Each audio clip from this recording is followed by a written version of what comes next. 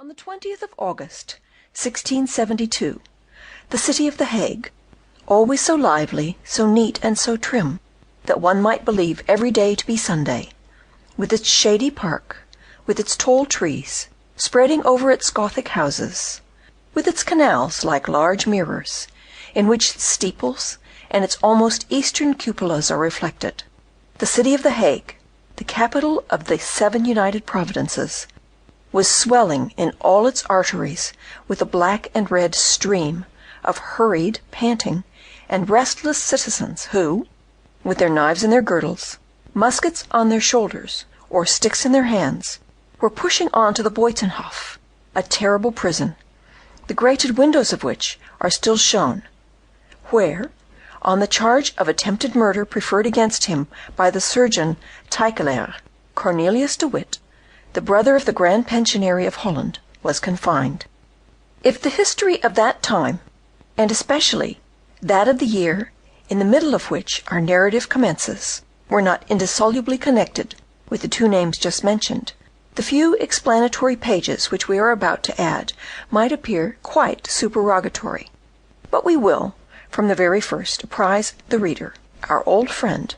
to whom we are wont on the first page to promise amusement, and with whom we always try to keep our word, as well as is in our power, that this explanation is as indispensable to the right understanding of our story as to that of the great event itself on which it is based. Cornelis de Witt, Ruat de Pulten, that is to say, Warden of the Dykes, ex-burgomaster of Dort, his native town, and member of the Assembly of the States of Holland, was 49 years of age when the Dutch people, tired of the Republic such as Johan de Witt, the Grand Pensionary of Holland, understood it, at once conceived a most violent affection for the Stadtholderate, which had been abolished for ever in Holland by the perpetual edict forced by Johan de Witt upon the United Provinces. As it rarely happens that public opinion, in its whimsical flights, does not identify a principle with a man,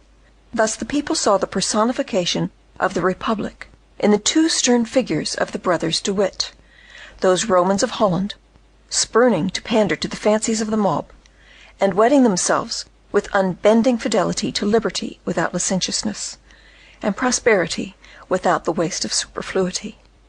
On the other hand, the Stadtholderate recalled to the popular mind the grave and thoughtful image of the young Prince William of Orange.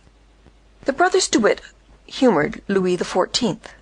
whose moral influence was felt by the whole of Europe, and the presence of whose material power Holland had been made to feel in that marvellous campaign on the Rhine, which, in the space of 3 months, had laid the power of the United Provinces prostrate. Louis XIV had long been the enemy of the Dutch, who insulted or ridiculed him to their heart's content, although it must be said that they generally used French refugees for the mouthpiece of their spite. Their national pride held him up as the Mithridates of the Republic. The brothers de Witt, therefore, had to strive against a double difficulty, against the force of national antipathy, and besides, against the feeling of weariness which is natural to all vanquished people,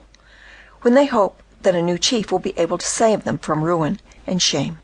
This new chief, quite ready to appear on the political stage, and to measure himself against Louis XIV,